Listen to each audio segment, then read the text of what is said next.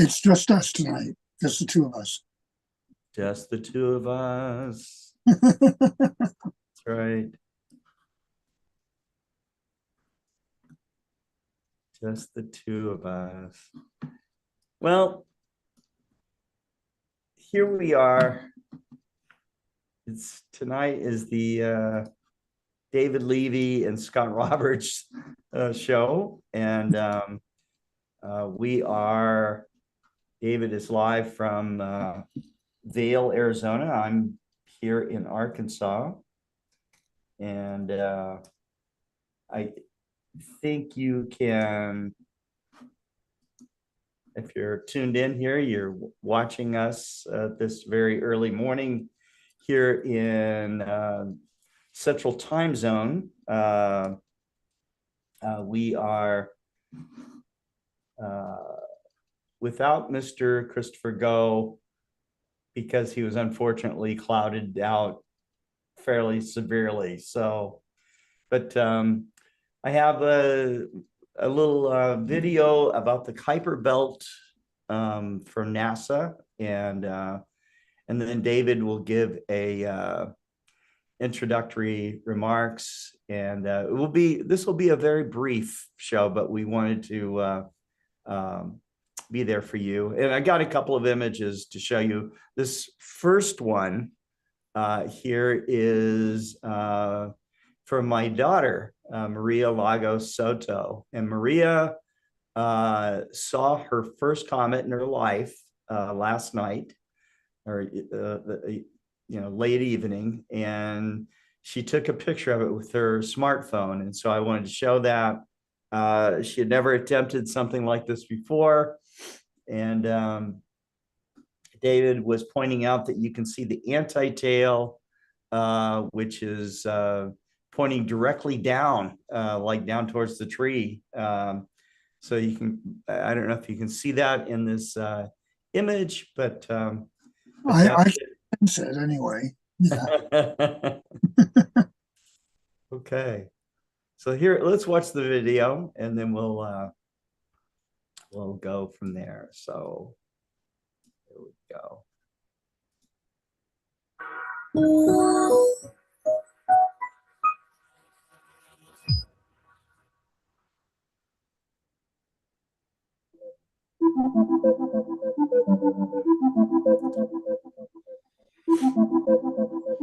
Astronomers have just begun imaging planets around other stars. The technique isn't very advanced yet, and it can't see any planets as small as those in our own solar system. But let's suppose for a moment that alien astronomers are looking at our planetary system. Could they find any evidence that planets existed around the sun, even if they couldn't see the planets themselves?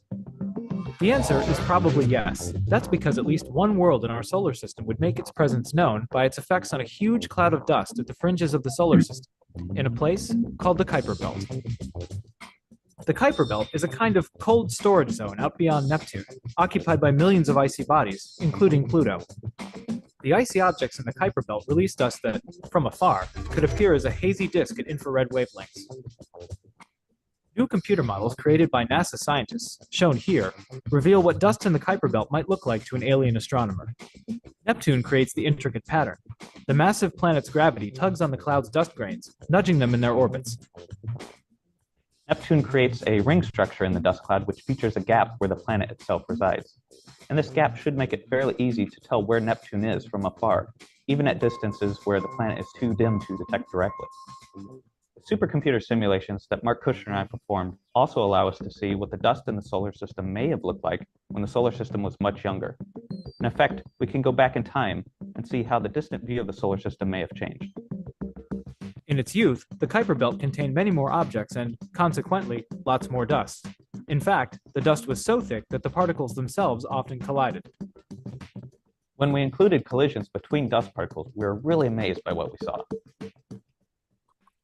Successively younger models of the Kuiper Belt dust cloud show progressively simpler structure, eventually leading to a single narrow ring beyond Neptune's orbit. Dust collisions change Neptune's gravitational imprint. The gap in the ring structure disappears. The amazing thing is we've already seen ring structures like this around other younger stars, like Fomalhaut. terms of dust, we now know that these other systems may look similar to our young solar system. Dust around other stars can tell us a lot about possible planets. Just as in our own solar system, it could reveal Neptune.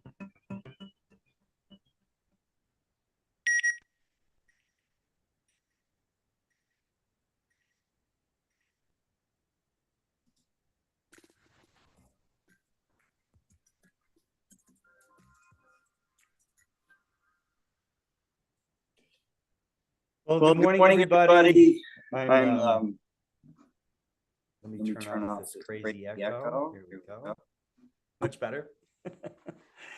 Well, tonight it's just David Levy and myself. Regretfully, Christopher Go and his team were enormously clouded out, and I don't know if he will be continuing to make trips back up to the mountain above Cebu City, Philippines. But I know Chris, he is someone that he doesn't give up, but today there will be no broadcast from the Philippines. So, I know he's disappointed, but it was fun to be with him over the last couple of nights. And what's your thoughts about being clouded out? I know that we've all experienced it many times, David. Yes, we certainly have. And it is Even rained out. not clouded out in Arizona, in Vail, Arizona, where I was able to get a couple of very out of focus images of. Oh yeah. Okay. Let's see if I can pull those up. Let's see. We've got this shot right here. Yeah, this is a shot I took, and it seems that I forgot to focus my camera, and I will do a little better tomorrow. Yeah, but look how bright the comet is and how long the tail goes all the way out of the frame at the top. And then you can see this line coming down, this glow coming down. It comes down quite a ways. And that appears to be the anti-tail. Is that right? Yes. Yes, it does. It is correct, although I would call it more of an uncle tail. An uncle tail. But it seems that the camera caught it better than I was able to see it visually. Yeah, it's very cool. You'll have to try again with that camera or another camera. A lot of smartphone images are coming in as well. I'll try to collect some of those for the next Global Star Party that we do. And then there's, let's see, is this one right here? Ah, there we go. Here's another one where you can see the comet at the top there, and then the anti-tail goes really far down, like almost to where it looks like it's starting to touch the glow of where the sky still has some glow up there. And so it's really, I think it's a very easy to see comet. When I was out with Mary, we could see the comet and the tail naked eye, and it was like no problem at all. But I'm not sure what the brightness looked like. I think that to me, it looked like the brightness of the head of the comet might have been as bright as maybe like Polaris or something. Oh, I believe that it might have been. I think the comet was a little brighter than that. I could easily see it with the. Yes, that's right. That's right. So, well, let's see. I'll just kind of hang out with your nice image here of the comet. Now, what's up? These are just stars up above, right? This is kind of a trio of stars. Yeah. Over here, right? And this glow down here that we're seeing, is that Tucson? Yes, that is actually, that's just the sunset. This picture was taken when the Ah, sky was still pretty bright. oh, okay, okay, very good, very good. Well, excellent. I'll turn this over to you, David, and you can do your quotation. Let's see. Yeah. I'll do a quotation tonight. It is from Macbeth. And I've done this before at the Global Star Party. But the interesting thing about Macbeth is that it shows that Shakespeare lived in a world of time and John Milton in a universe of space. And but it's a little better than that, because in the quotation I'm going to read to you right now, it shows that Macbeth has just given up.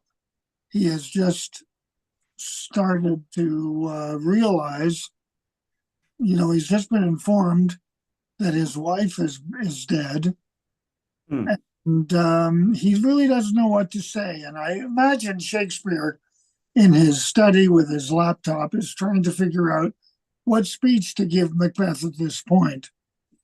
And it's kind of like he feels a nudge on his shoulder, and he turns around and he sees God right behind him. And God says, Will, take a break.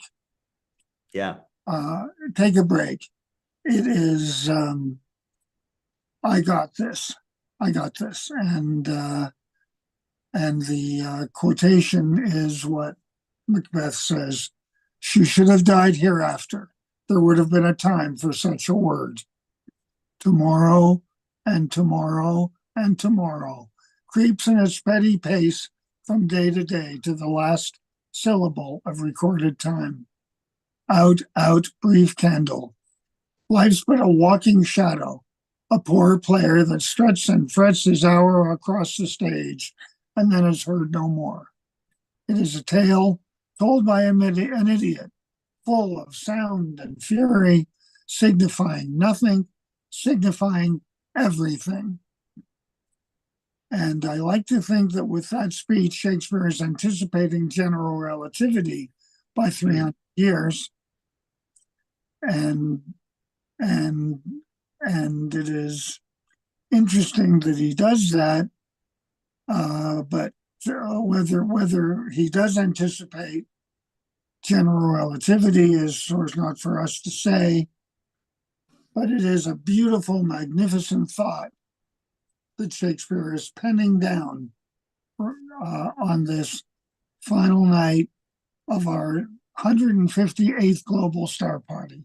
And on that note, I will give it back to you, Scotty. Okay. Okay. All right. Well, let me come on with you. Here we are.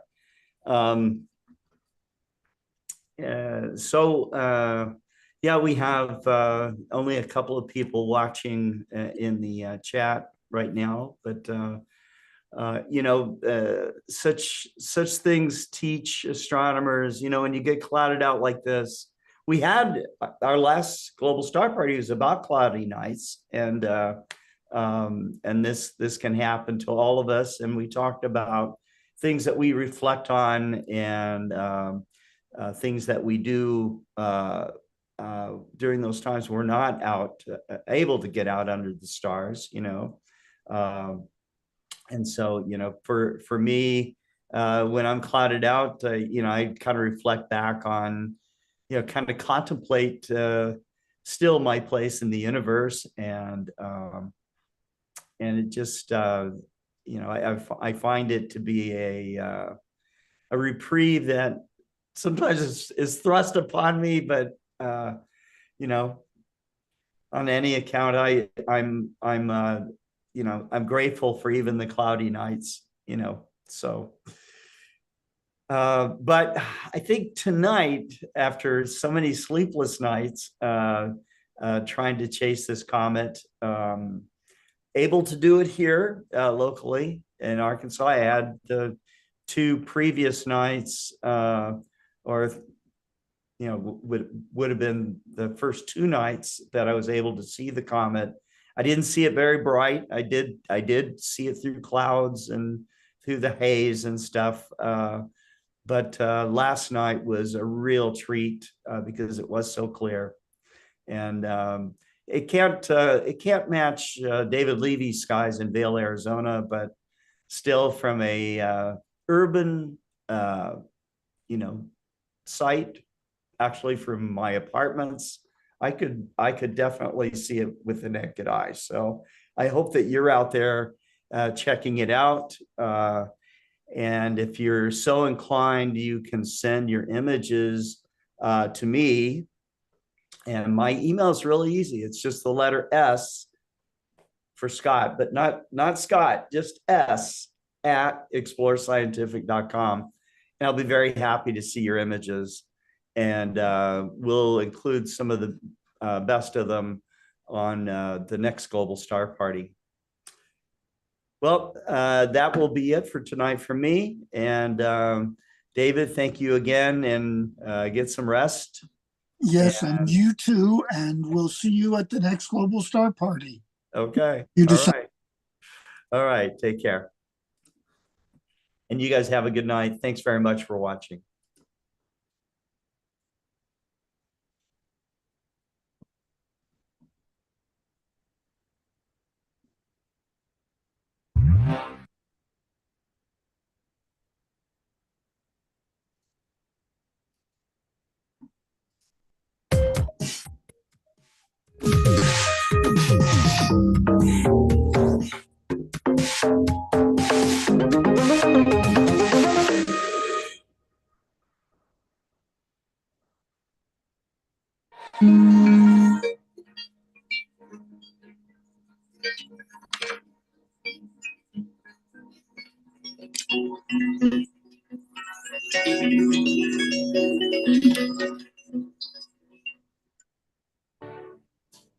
I'd like to invite all of you to come to the next Global Star Party.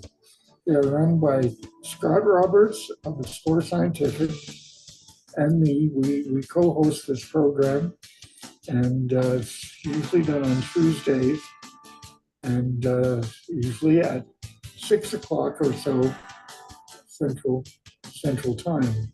And I hope to see you all there. My name is David Levy. I hope to see you all at the very next Global Star Party. Thank you.